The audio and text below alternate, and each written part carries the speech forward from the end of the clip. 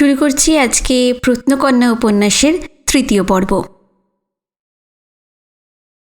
Park hotel থেকে বেরিয়ে ফুটপথে দাঁড়িয়ে আছে মোহন। কিছুক্ষণ আগে ওর একটা চাকরি হয়ে গেছে। কলকাতার রোদ্দুর বাতাস অন্যরকম লাগছে, যেন বিদেশি সিনেমার রোদ্দুর বাতাস। চলন্ত গাড়িগুলোর রং কি একটু উজ্জ্বল মনে হচ্ছে? কেন এরকম পাল্টে গেল কলকাতা?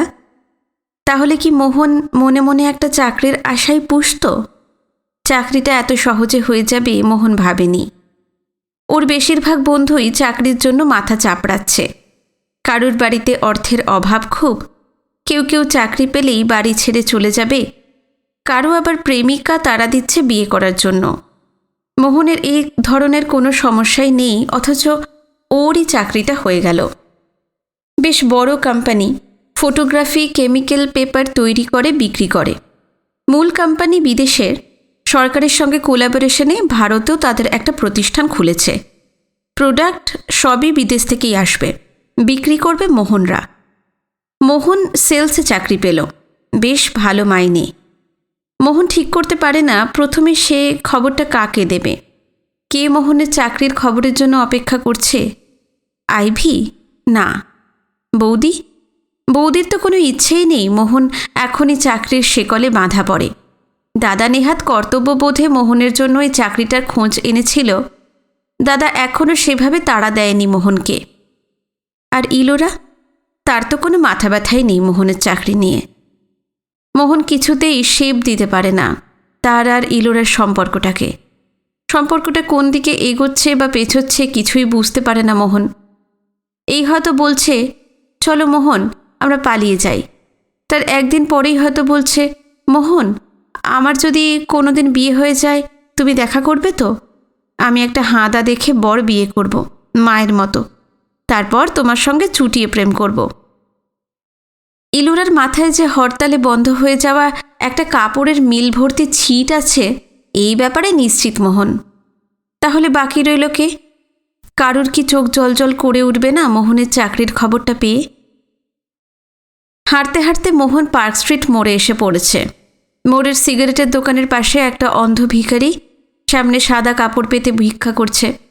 জ্ঞান হওয়ার পর থেকে মোহন কাউকে কখনো ভিক্ষে দেয়নি। চাকরি নিশ্চিত হওয়ার কারণেই মোহনের মনে হলো আজ থেকে তার ভিক্ষে দেওয়ার অধিকার জন্মেছে। মোহন ভিখারির সামনে যায়। অন্ধ চোখ তুলে আছে আকাশের দিকে। ওর কল্পনার চোখের সামনে বিশাল আকাশ, বাস্তবে তা নয়, অন্ধদৃষ্টির সামনে বিশাল স্কাই স্ক্র্যাপার। ভিখারিটা তা জানে না। সাদা চাদরে কিছু খুচরো পয়সা, দুটো আধুলি। মোহন পার্স খুলে একটা 5 টাকা বার করে। টাকাটা চাদরে দেওয়ার আগে ভিখারির মুখের দিকে ভালো করে একবার তাকায় মোহন। মুখে একটা আভিজাত্যের ছাপ আছে লোকটার। এই মানুষটার ভেঙে যাওয়ার ইতিহাসটা কী রকম খুব জানতে ইচ্ছে করে মোহনের। এবং সঙ্গে সঙ্গে মনে পড়ে ইলোরা বলেছিল ওর ঠাকুরদার বাবা জমিদার রাজকৃষ্ণ চৌধুরী শেষ বয়সে অন্ধ হয়ে গিয়েছিলেন। এই অন্ধ মানুষটাকে দেখে কেন জানি মোহনের সেই রাজকৃষ্ণ চৌধুরীর কথাই মনে পড়ল। মোহন ভিক্ষে দিতে পারল না। অন্ধ মানুষটার কানের কাছে মুখ নিয়ে গিয়ে বলল, শুনছেন, আমি আজকে একটা চাকরি পেলাম। উল্টো দিকে হাওড়া যাওয়ার অনেক কটা বাস দাঁড়িয়ে আছে। সিগন্যাল না পেয়ে এপাশ ওপাশ দেখে মোহন রাস্তা পার হয়। বাসগুলোয় মোটামুটি ভিড়। মোহন একটা মিনি বাসে উঠে পড়ে।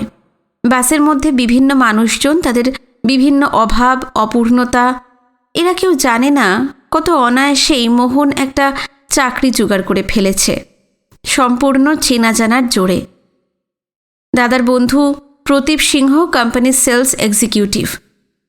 বম্বে হেড অফিস থেকে এখানে এসেছে পশ্চিমবঙ্গের জন্য কিছু সেলসম্যান প্রয়োজন তার ইন্টারভিউ নিতে। আসল ইন্টারভিউ শুরু হবে দুপুর 11টায়।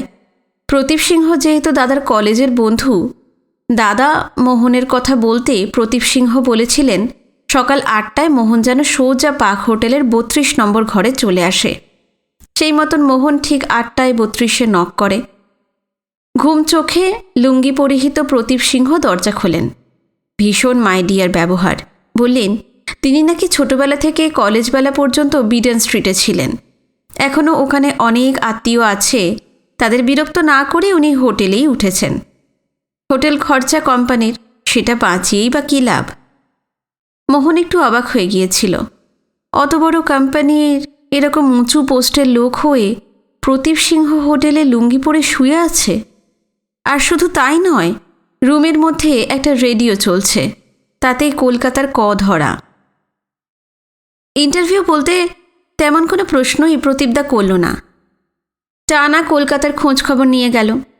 তারপর একসময় জানলার কাছে গিয়ে পর্দা সরিয়ে দিয়ে জিজ্ঞেস করল, হ্যাঁ রে, ওই দিকটাই বিডন স্ট্রিট না রে? এমন একটা ঘরে আমাকে দিয়েছে, কিছুতেই বুঝতে পারছি না বউবাজারটা কোন দিকে, অথচ হোটেলের নিচে গেলেই সব বুঝতে পারছি। এই রুমটায় ঢুকলেই কেমন ম্যাপটা গুলিয়ে যাচ্ছে।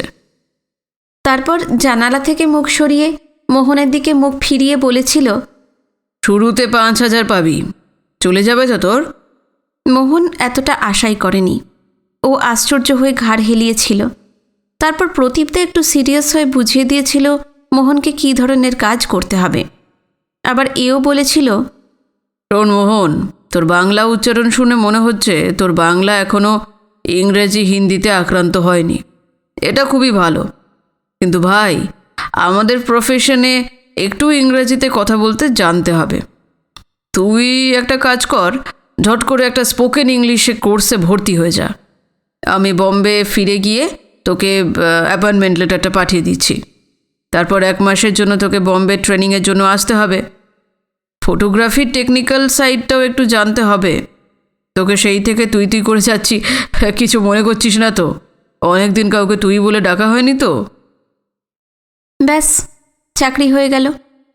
বাসি মুখে লুঙ্গি পরে নস্টালজিয়ায় আক্রান্ত সফল বাঙালি মোহনকে চাকরিটা পাইয়ে দিল। হাওড়া এসে গেছে। মোহন বাস থেকে নেমে পড়ে। হাওড়া স্টেশন চত্বরে ঢুকে টেলিফোন বুথ দেখে মোহনের হঠাৎ খেয়াল পড়ে গেল, আরে তাই তো, একজন তো অপেক্ষা করছে তার চাকরির খবরের জন্য। তিনি বলেছিলেন মোহন যেন চাকরি পেয়েই তাকে জানায়। তারপর তার মোহনের সঙ্গে নাকি অনেক কথা আছে। মোহন টেলিফোন বুথের দিকে এগোয়। উদয় স্কুলে বেরিয়ে গেছে। রোদ বাড়ছে। ইলোরা কলেজ যাওয়ার কোনো প্রস্তুতি নিচ্ছে না দেখে কিয়া বললেন, কিরে, আজ কলেজ যাবি না? ইজি চেয়ারে শুয়ে রেডিওতে FM শুনতে শুনতে ইলোরা বলল, না। কেন? আজ তোমার সঙ্গে বাবাকে নিয়ে ডাক্তারের কাছে যাব। না না, তোকে যেতে হবে না। কেন? আজ আমি দেখে আসি না, এরপর থেকে আমি নিয়ে যাব, তোমার খাটুনি একটু কমবে। বলছি তো, তোকে যেতে হবে না। চেম্বারে বিভিন্ন ধরনের পাগল আসে, আর কেউ কেউ ভীষণ ভায়োলেন্ট। তোর মনের ওপর চাপ পড়বে। কিন্তু মা, আমাকে তো অভ্যেস করতে হবে। তোমার যদি কখনো শরীর খারাপ থাকে, আমাকেই তো নিয়ে যেতে হবে। তোর মতলব কি বলতো? তুই কি বিয়ে থা করবি নাকি ঠিক করেছিস? বাড়ির এত দায়িত্ব নিতে চাইছিস? আমার সহজে বিয়ে হবে না মা। কিয়া চুপ করে গেল। কিছুক্ষণ নিস্তব্ধতা। এই নিস্তব্ধতার কিছু শব্দ আছে যা মা মেয়ে দুজনেই বুঝতে পারে। একসময় ইলোরাই বলে উঠল, আমি যদি বিয়ে না করি এই বাড়িতেই থাকি, তোমার আপত্তি আছে? আমার আবার আপত্তির কি আছে? তবে প্রত্যেক মাই চায় তার মেয়ে সুখে শান্তিতে সংসার করুক।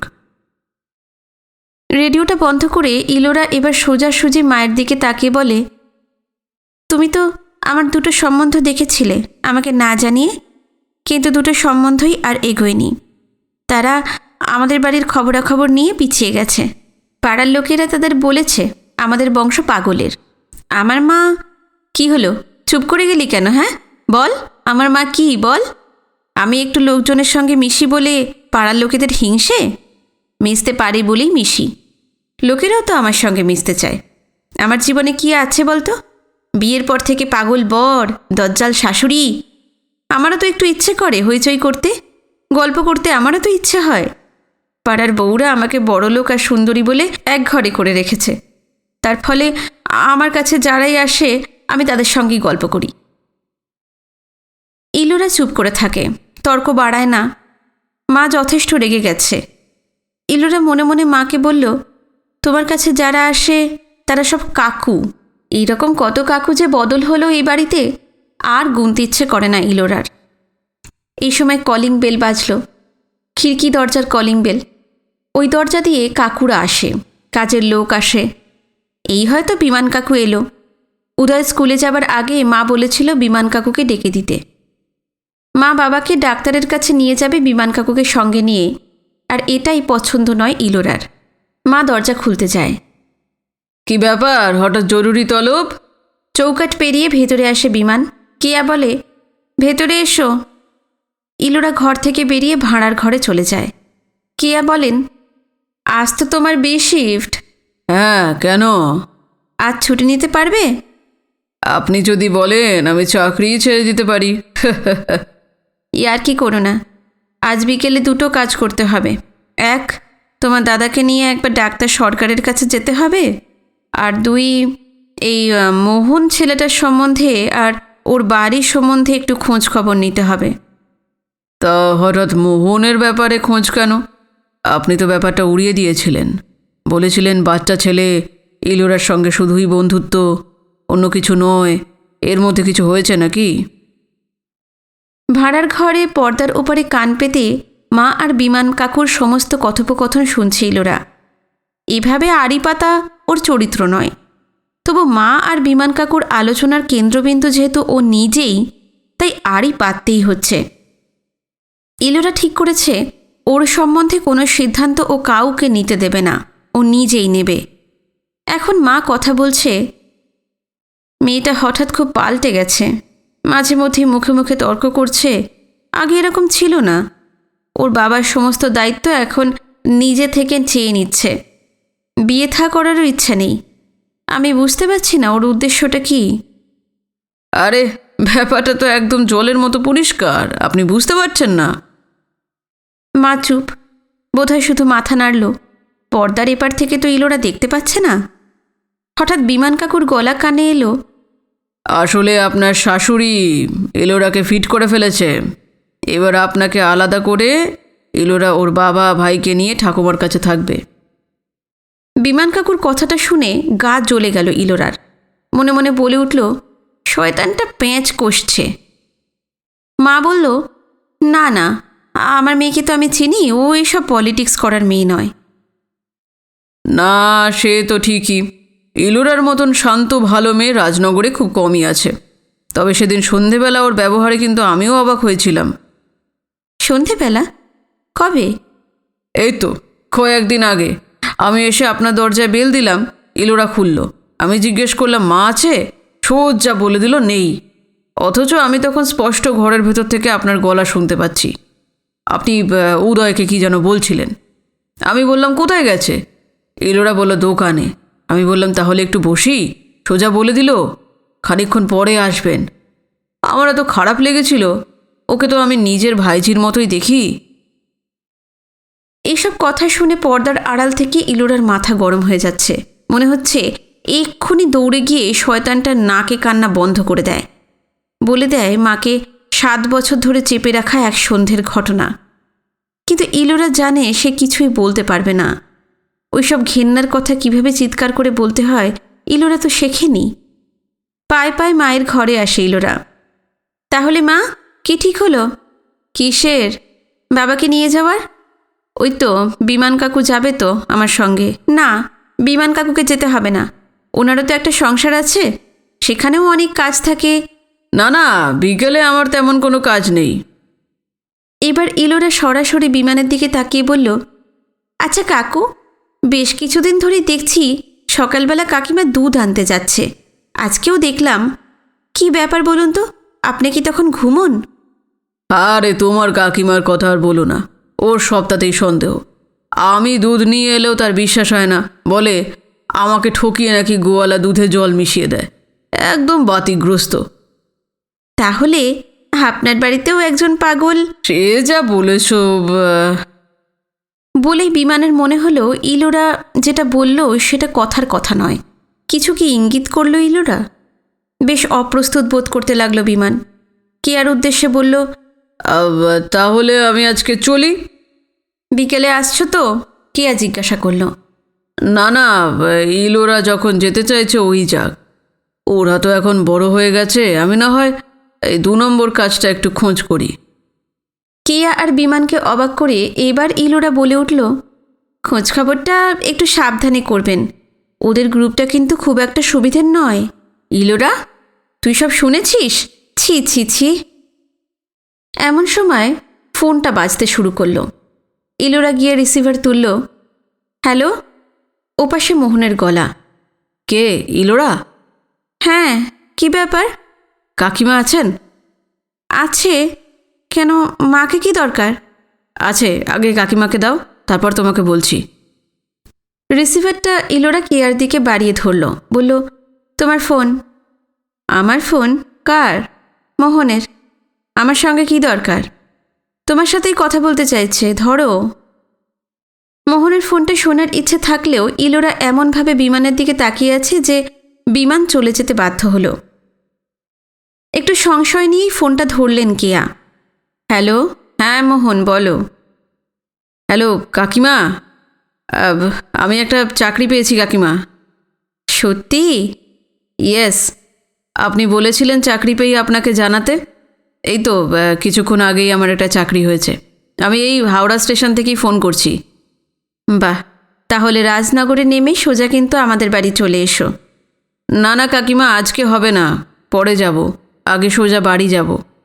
সে তো অবশ্যই। তাহলে কাল এসো। কখন আসবে? দেখি কখন যাই।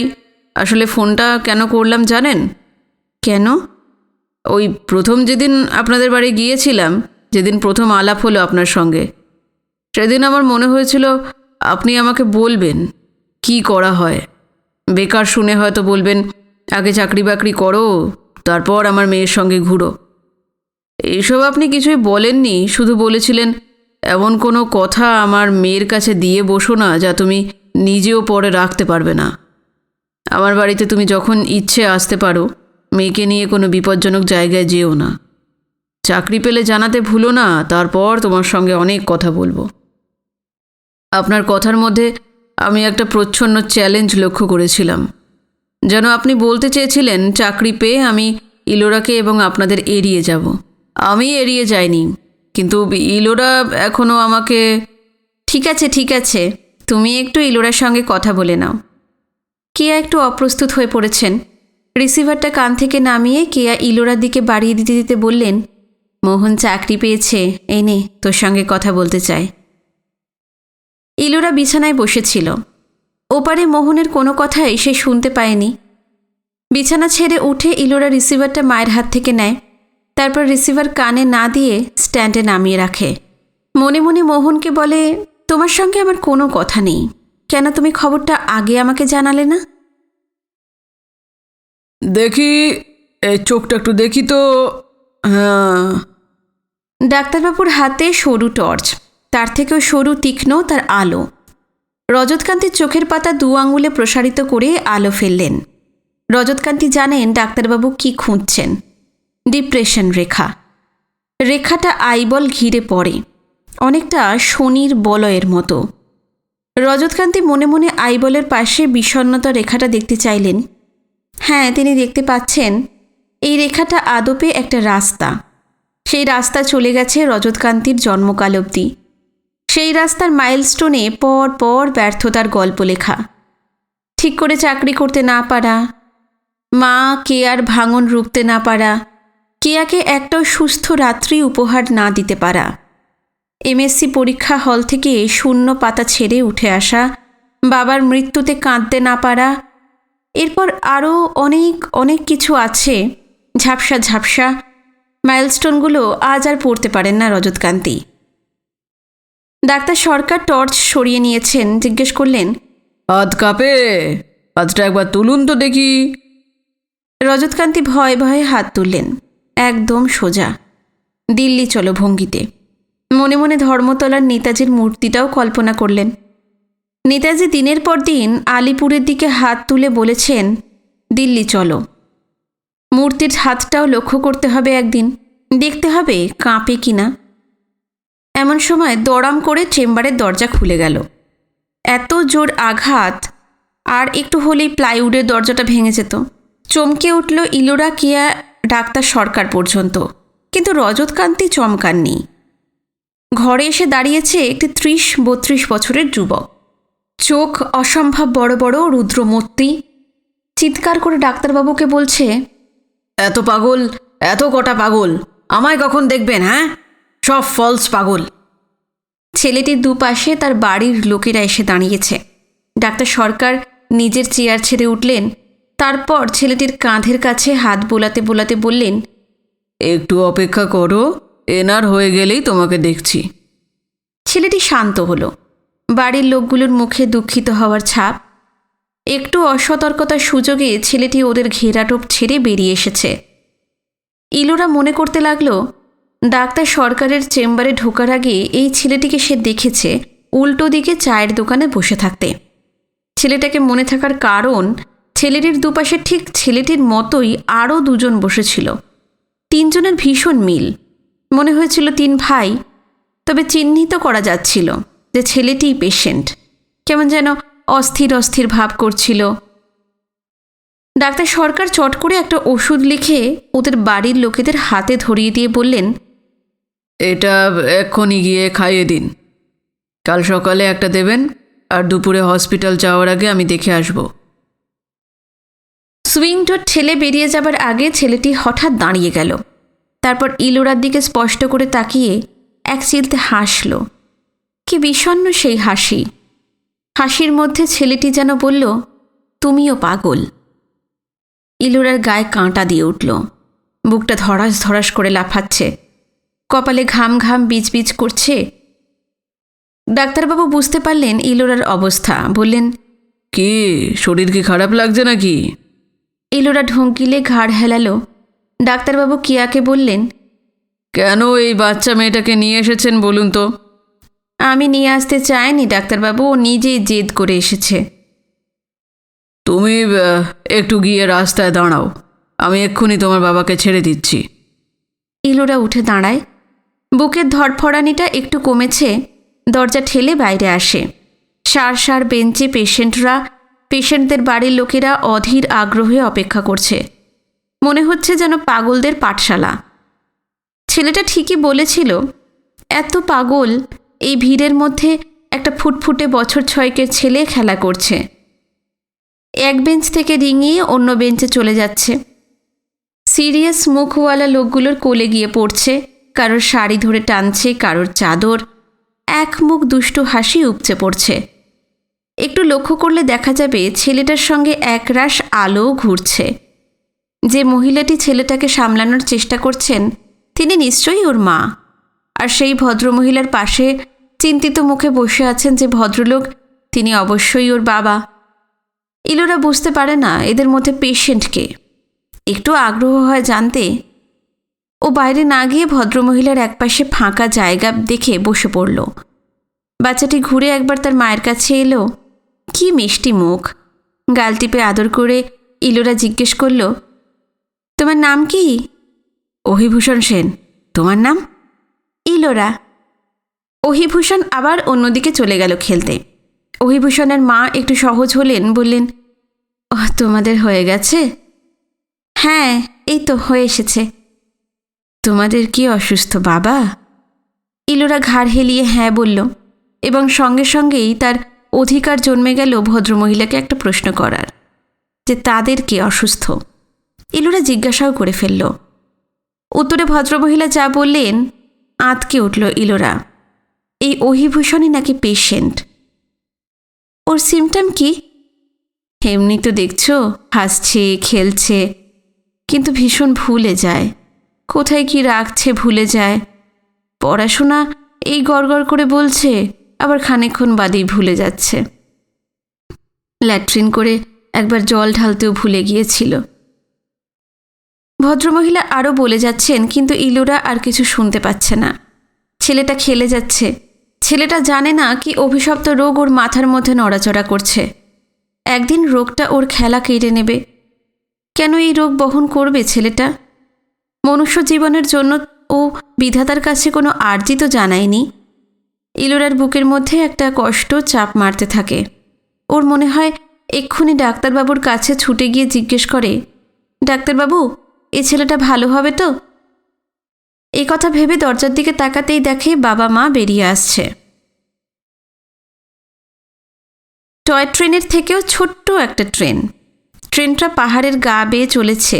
লাইনের পাশে অজস্র ফুল, বেশিরভাগ ফুলই হলদে রঙের।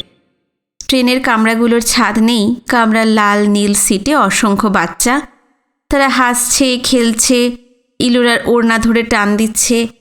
টান সামলাতে গেলেই চশমা সামলানোর জন্য বাঁ হাত আগে চোখে চলে যায়। এখনও গেল, কিন্তু চশমা নেই। কি করে হঠাৎ ও ট্রেনে চলে এলো ইলোরা বুঝতে পারে না। ও ছাড়া কোনো বড় মানুষ ট্রেনে নেই, সবই কচি কাঁচা। ট্রেন খেয়াল খুশি মতন হুইসেল দিতে দিতে চলেছে। হুইসেল বাজার ধরনেও মনে হচ্ছে ড্রাইভারও সম্ভবত কোনো বাচ্চা ছেলে। হু হু করে হাওয়া, হাওয়ার মধ্যে লুকোনো জংলা ফুলের গন্ধ আর শীত। দুটো পুতুলের মতন বাচ্চা মেয়ে ইলোরার 2 হাত ধরে জিজ্ঞাসা করছে, তুমি আমাদের সঙ্গে পুরোটা যাবে? ইলোরা জানে না পুরোটা মানে কত দূর, কোথায়। ইলোরা হাঁটু মুড়ে ওদের উচ্চতায় নেমে বসে, তারপর জিজ্ঞেস করে, তোমরা কোথায় যাচ্ছ? আমরা তো জানি না। তাহলে কে জানে? অহি দাদা জানে। নামটা খুব চেনা চেনা লাগলো ইলোরার। বলল, অহিদা? কে? ও মা, তুমি অহি দাদাকে চেনো না? অহি দাদাই তো ট্রেনটা চালাচ্ছে। ইলোরা কিছুই বুঝে উঠতে পারে না। কামরাগুলো অনায়াসে ডিঙানো যায়, ডিঙিয়ে একবার ইঞ্জিনের কাছে যেতে হবে। ইলোরা জিজ্ঞেস করল, তোমাদের নাম কি? একজন বলল, কংসাবতী, উশ্রী। এই নামগুলো শুনে ইলোরা অবাক হলো। এইসব তো নদীর নাম। আর একটা ফুটফুটে মেয়ে এগিয়ে আসছে, ওর নামও নিশ্চয়ই নদীর নামে। পাহাড়ের গা বেয়ে ছোট্ট নদী কোথায় চলেছে। ইঞ্জিনের কাছে যাওয়ার জন্য ইলোরা উঠে দাঁড়ালো। একটার পর একটা কামরা ডিঙিয়ে যাচ্ছে সে। বাচ্চাগুলো কেউ বেলুন নিয়ে খেলছে, কেউ কাগজের ঘূর্ণি নিয়ে লাফাচ্ছে, হাসছে। ইঞ্জিন থেকে টাটকা মেঘ বেরিয়ে আকাশে মিশছে। ড্রাইভারের কেবিনে ঢুকে দেখে একটা বাচ্চা ছেলে মাথায় টুপি পরা ইঞ্জিন চালাচ্ছে। কিন্তু ছেলেটা কীরকম অস্থির ভাব করছে। কেন? যেন কিছু হারিয়ে গেছে। ইলোরা ছেলেটার পিছন দিক থেকে দেখতে পাচ্ছে। ছেলেটা ইলোরাকে দেখেনি। নানান যন্ত্রপাতি ছেলেটার সামনে হাতড়াচ্ছে, খুঁজছে, হতাশ হয়ে মাঝে মাঝে হুইসেলের দড়িটা ধরে টানছে। ইলোরা জিজ্ঞাসা করল, কি খুঁজছো তুমি? বাচ্চা ছেলেটা ঘুরে তাকালো ইলোরার দিকে, আর ইলোরা চমকে উঠল। আরে, এ তো অহিভূষণ। ডাক্তার সরকারের চেম্বারে যে বাচ্চাটাকে ইলোরা দেখেছিল। তুমি অহিভূষণ? আর তুমি ড্রাইভার? হ্যাঁ। আমি কিন্তু হঠাৎ ভুলে গেছি যে ইঞ্জিন কিভাবে চালাতে হয়। কিছুতেই মনে পড়ছে না, শুধু হুইসেলের দড়িটা মনে আছে, ওটা ধরেই টানছি। যদি হুইসেলের আওয়াজ শুনে আমাদের কেউ বাঁচাতে আসে? কে বাঁচাতে আসবে? এত জোরে ট্রেন চলছে। এই তো তুমি এসেছো, তো তুমি আমাদের বাঁচাবে না? আমি? হ্যাঁ তুমি। এক ট্রেন ভর্তি বাচ্চা, এদের আমি বেড়াতে নিয়ে যাচ্ছিলাম, আর ওরাও বিশ্বাস করে আমার সঙ্গে এসেছিল। কিন্তু এখন কি হবে? তুমি তো জানো আমি মাঝে মধ্যেই সব ভুলে যাই। ইঞ্জিনের দরজার কাছে দাঁড়িয়ে ইলোরা ট্রেনটা বাঁক নিচ্ছে। একটু দূরেই ঘন কুয়াশায় কিচ্ছু আর দেখা যাচ্ছে না। এরপরে কি খাদ। তাড়াতাড়ি ইঞ্জিনের যন্ত্রপাতির সামনে চলে আসে ইলোরা। এই হ্যান্ডেল ওই হ্যান্ডেল টানাটানি করতে থাকে। ওদিকে ঘন কুয়াশায় ঢুকে যাচ্ছে ট্রেন। পেছন কামরা থেকে বাচ্চাদের কান্না ভেসে আসছে। ওরা ভয় পেয়েছে কুয়াশার অন্ধকার দেখে। ওদের কান্নার আওয়াজ চাপা দেওয়ার জন্য ওহি আপ্রাণ টেনে যাচ্ছে হুইসেলের দড়ি। ড্রাইভার কেবিন ভরে গেছে কুয়াশায়। ইলোরা আর কিচ্ছু দেখতে পাচ্ছে না। বুকের মধ্যে অতল খাদের অনুভূতি উঠে আসছে। আর ঠিক এই সময় ধড়মড় করে উঠে বসে বিছানায় ইলোরা। স্বপ্ন কুয়াশার হিম এখনও যেন শরীরে লেগে আছে ইলোরার। পাশে উদয় অঘরে ঘুমোচ্ছে। ঘর অন্ধকার। ভোর কি হয়ে গেছে? মশারি তুলে বিছানা থেকে নেমে আসে ইলোরা। জানালার কাছে গিয়ে জানালা খুলে দেয় একটা। এক ঝলক ঠান্ডা হাওয়া। ওই তো ভোর হচ্ছে, তার সাথে বৃষ্টিও হচ্ছে। এটা অতিথিদের বসবার ঘর। ছোটোখাটো ফ্ল্যাট বা বাড়ির ড্রয়িং রুমের থেকে প্রায় 20 গুণ বড় এই ঘর। ব্যারিস্টার সোমনাথ বন্দ্যোপাধ্যায়ের বাড়ি। মোহনরা 3 বন্ধু মিলে একটা ইংরেজ আমলের সোফায় বসে আছে। বিশাল বিশাল দরজা, জানালা, জানালা দিয়ে গঙ্গা দেখা যাচ্ছে।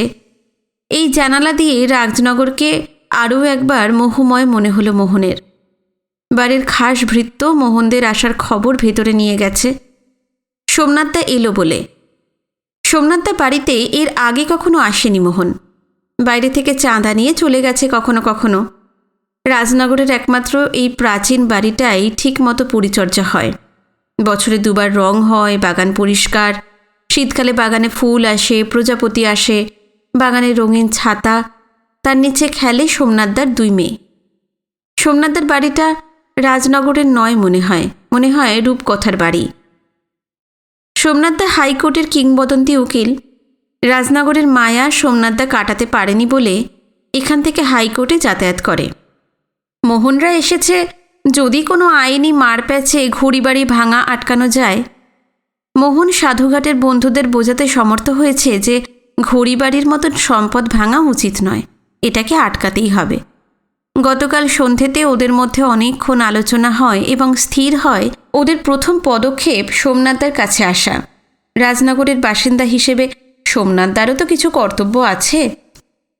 নিজেদের মধ্যে 3 জনকে বেছে মোহনরা এসেছে। ভারী পর্দা সরিয়ে ঘরে ঢুকলেন সোমনাথদা, পরনে ড্রেসিং গাউন, যেন পুরনো বাংলা সিনেমার অনিল চ্যাটার্জি।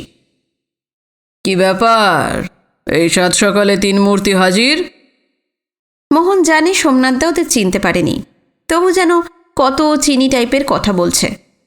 এই হলো বিত্তবানদের সেই মুখোশ যা এলাকার ইয়াং ছেলেদের সামনে দরকার মতো পড়ে নিতে হয়। মোহনই কথা শুরু করলো, একটা বিশেষ ব্যাপারে আপনার পরামর্শ নিতে এসেছিলাম।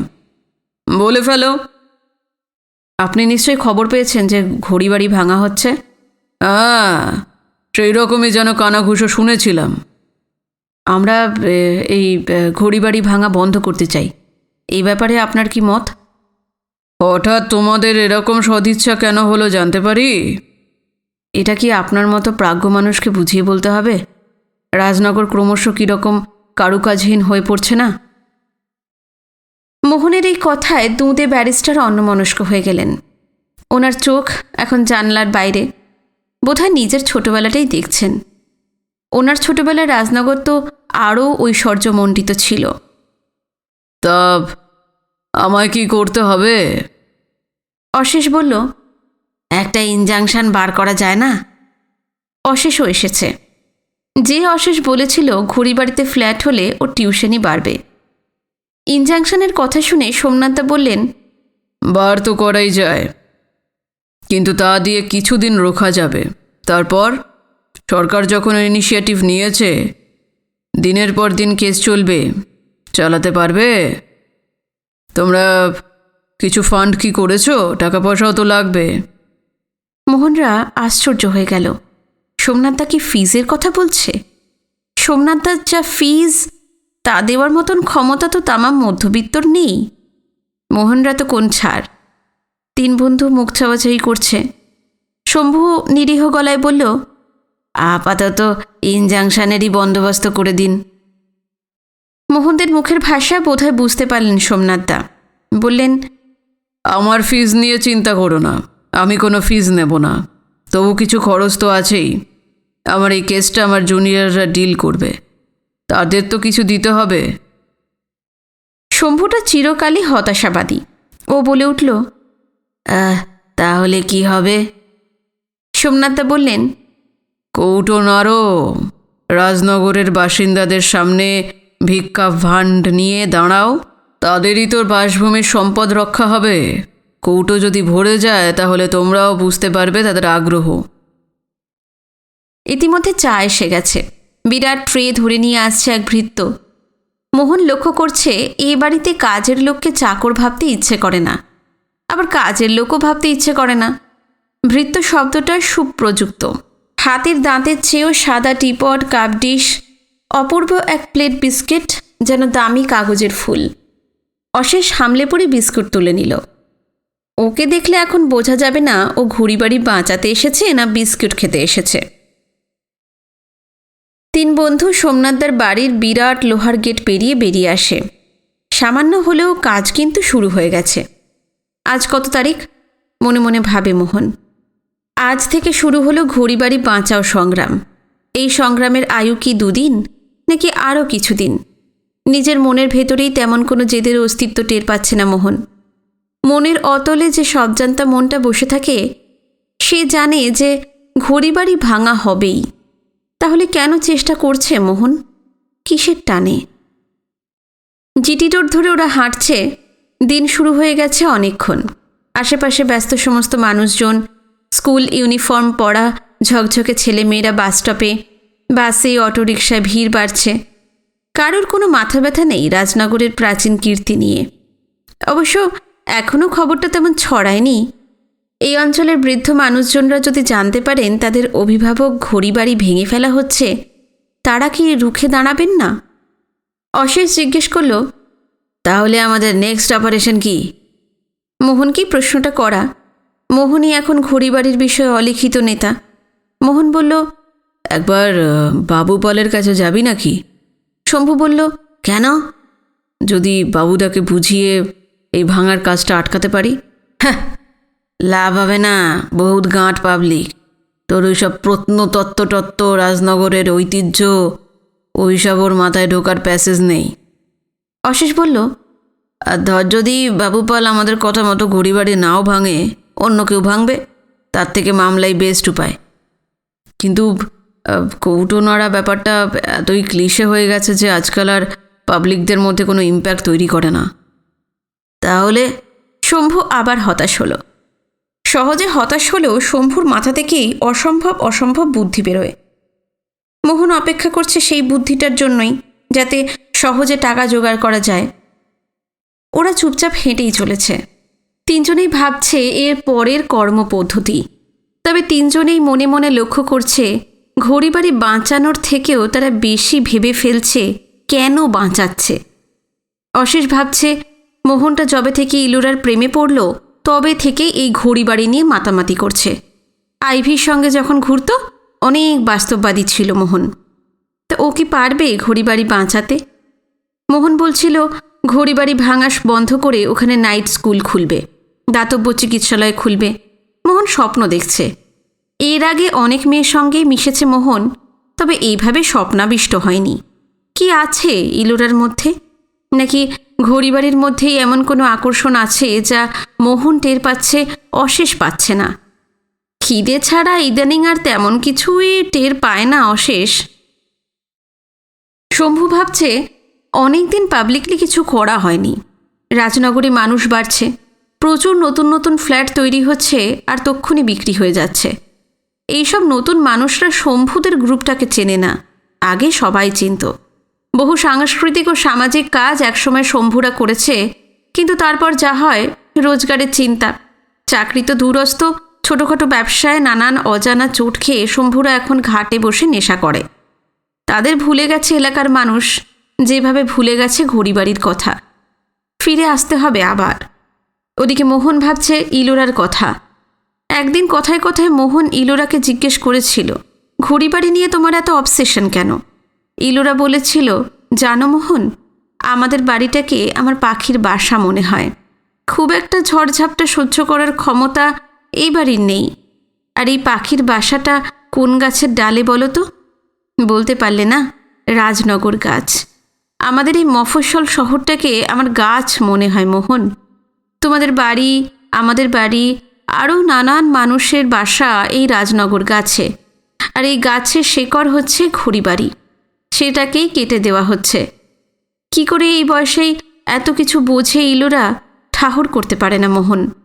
ওর বাড়ির পরিবেশই কি দায়ী ওকে এইসব চিন্তা করানোর জন্য?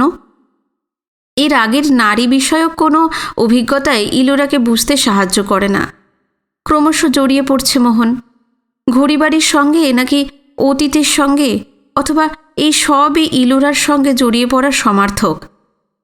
মোহনদের বাড়ির কাছাকাছি চলে এসেছে ওরা। মোহন বাড়ি ঢুকে যাবে, তারপর চান খাওয়া করে কলকাতা, স্পোকেন ইংলিশ ক্লাস। চাকরির খবরটা এখনও বন্ধুদের বলতে পারেনি। বাড়ি ঢোকার আগে মোহন অশেষকে বলল, কিরে, তুই তো এখন পড়াতে যাবি? ধুস, আজ আর যাবো না ভাবছি। চল তোদের বাড়ি গিয়ে আড্ডা দিই, খিদেও পেয়েছে খুব। সোমনাথদার বাড়ি ভালো বিস্কুট চায়ে খিদেটা আরও বাড়িয়ে দিয়েছে। শম্ভু বলে, হ্যাঁ হ্যাঁ, সেই ভালো, খালি পেটে বুদ্ধিটাও খুলছে না। কিন্তু মোহন প্রমাদ গণে স্পোকেন ইংলিশটাও বন্ধুদের বলেনি, পাছে সন্দেহ করে। ওরা যদি মোহনের চাকরির খবরটা আঁচ করতে পারে, ঘড়িবাড়ির বিষয়টা ভেস্তে যাবে। আর বৌদিটাও হয়তো এখনই হড়বড় করে সব বলে দেবে বন্ধুদের, একদম পেটে কথা থাকে না। কিন্তু এখন আর কাটানোর উপায় নেই বন্ধুদের। ওদের নিয়েই গেট খুলে মোহন বাড়িতে ঢোকে, কলিং বেল টেপে। দরজা খুলে বৌদি অবাক। বাবা, 3 বন্ধু একসঙ্গে, কি মনে করে? অশেষ বলল, এই তো রাস্তা দিয়ে চলে যাচ্ছিলাম, তা হঠাৎ ভীষণ খিদে পেয়ে গেল। মোহন আমাদের বলেছিল আপনি নাকি ভীষণ জলখাবারও খাওয়াতে ভালোবাসেন। চলে এলাম। ফাজলামি হচ্ছে? এসো ঘরে একটু গল্প করো, আমি এক্ষুনি বানিয়ে নিয়ে আসছি। শম্ভু বলল, আমাদের খুব একটা তাড়াহুড়ো নেই, আমরা এখনও 2 মিনিটস জলখাবারের জীবনে প্রবেশ করিনি, আপনি ধীরে সুস্থেই করুন। না না, আমার সব রেডি আছে। মোহন তো এখন বেরোতোই। কোথায় বেরোতো? বন্ধুদের নেপথ্যে মোহন সজোরে বৌদির দিকে চেয়ে মাথা নাড়তে থাকে, অর্থাৎ বলো না বৌদি, বলো না, কাকস্য পরিবেদনা। বৌদি বলে উঠল, ও মা, তোমরা জানো না মোহন তো এখন স্পোকেন ইংলিশ শিখছে। সঙ্গে সঙ্গে মোহন কথা কেড়ে নিয়ে বলল, আরে ওই আর কি, যদি ইন্টারভিউ দিতে হয়, দাদা খুব তাড়া লাগাচ্ছে। এবার অনুরাধা বুঝল চাকরির খবরটা মোহন বন্ধুদের কাছে চেপে গেছে। কথা ঘোরানোর জন্য বলল, হ্যাঁ, কতদিন আর বেকার বসে থাকবে বলো, আমরাও তো ওকে কম খেতে দিচ্ছি। বৌদি চলে গেল। মোহন ভাবে এ এক অবাস্তব বৌদির পাল্লায় পড়েছে। মোহন চাকরি করতে যাক, বৌদির পছন্দ নয়। বৌদি বলে, একজন তো চাকরি করছে, তুমি অন্য কিছু একটা করো, যেটা মানুষ চাকরি করলে করে উঠতে পারে না। মোহন বলেছিল, তাহলে খাবো কি বৌদি? তোমার দাদাকে বলবো শ্বশুরমশাইয়ের সমস্ত ফিক্সড ডিপোজিট তোমাকে লিখে দিতে। কথা ঘুরিয়ে নিলেও অশেষ শম্ভু কিছু একটা বুঝেছে। একটু চুপচাপ হয়ে গেছে ওরা। মোহনের বিছানায় সে তার ঢাকা খোলা অবস্থায় শোয়ানো আছে, বৌদি বোধহয় রেওয়াজে বসেছিল। অশেষ বলল, গুরু, তুই একটা লোক দেখানো চাকরি বাকরি জোগাড় করে এবার বিয়েটা করে ফেল, তোদের যা হ্যাপি ফ্যামিলি, দারুণ একটা হ্যাপি লাইফ কাটাতে পারবি। শম্ভু অবাক হয়ে বলে, এই লোক দেখানো চাকরিটা আবার কি ওস্তাদ?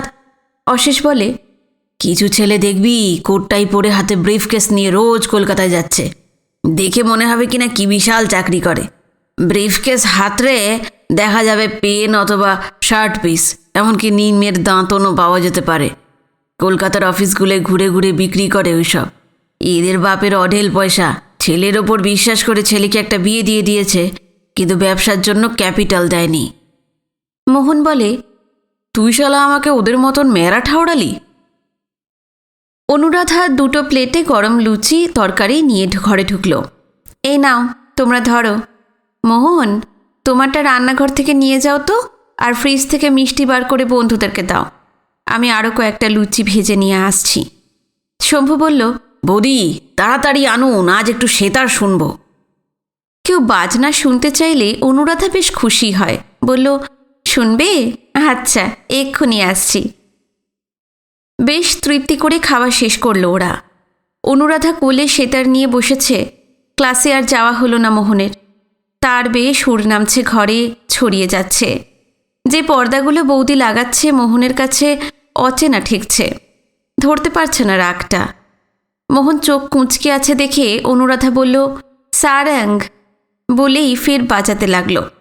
মাথা নাড়ছে অশেষ। শম্ভু, নাড়বে না কেন?